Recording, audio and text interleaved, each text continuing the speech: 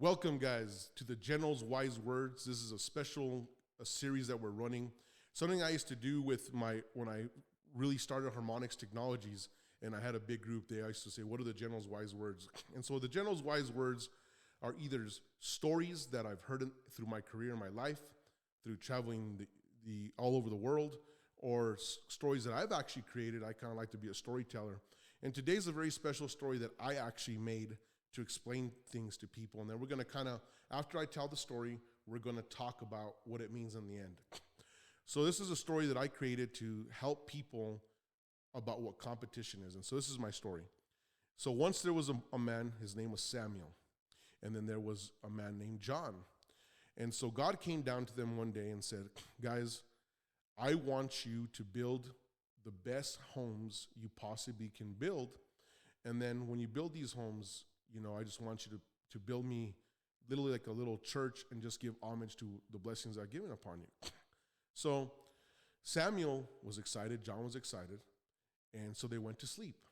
And when they woke up, there was a wall down the middle of the property, one separating Samuel, one separating John.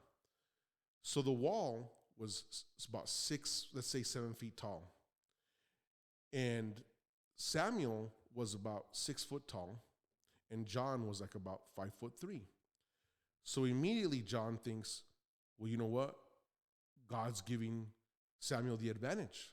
And so what Samuel goes to do is he spends time building a step so that he can climb over the wall to see what Samuel's doing daily. So Samuel goes at this, and Samuel just, is like, you know what?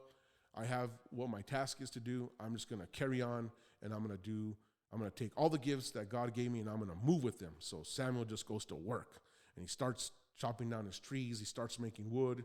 He starts building his house.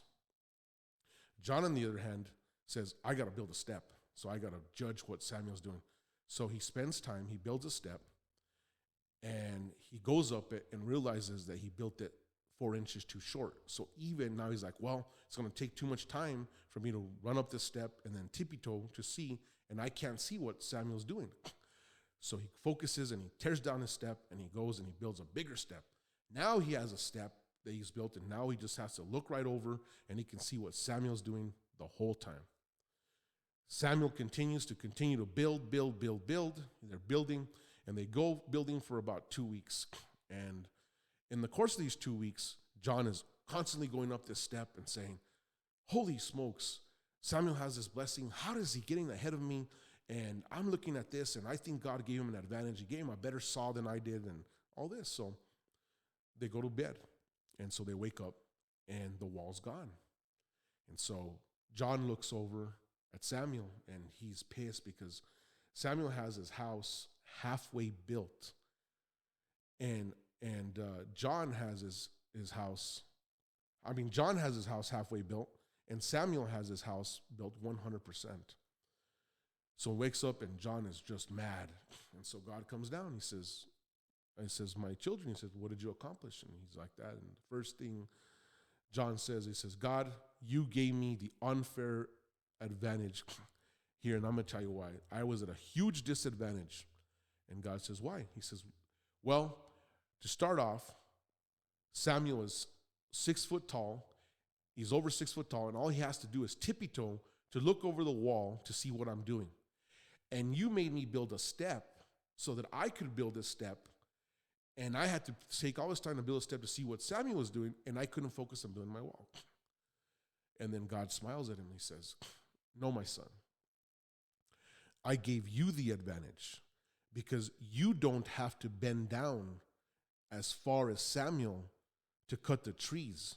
So no matter how much Samuel's back hurt, he continued to work at his pace and never focused on what the disadvantage was. You focused more than half your time worrying about what your neighbor was doing and not focusing on your task.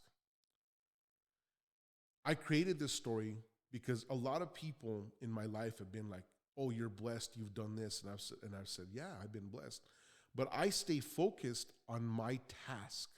So at the end of the day, we don't have anyone to blame for our problems. We have to look in ourselves and say, what have we been doing? Have we been filling our lives with just useless bullshit and not focusing on what really the task at hand is? And now we want to blame God. Now we want to blame our family. Now we want to be our friends. We want to blame our demographic. We want to blame where we went to school. And so you can fill yourself with a bunch of bullshit and focus on building stamps. But the lesson to the story and why I created this story is ultimately you're your own competition. I've gone back into fitness and I've done well, but never do I go into a gym and worry about what my competition is doing. When I built business, never do I worry what the competition is doing. I only focus on the God-given gifts at hand that God has given me to continue what I'm good at. And I hone those gifts over and over and over again, and I do not care what the world's doing. There's a big difference between caring what's going on and researching to make yourself better. Never get those two things mixed up. So a lot of people are worried about opinions and worried about what others are doing and not focusing what is. So the general's wise words for this is focus on the gifts that God gave you. Do not focus on the gifts that were given to your neighbor. They're irrelevant. So tune in to the next edition of the general's wise words. Hopefully this was great stuff for you guys.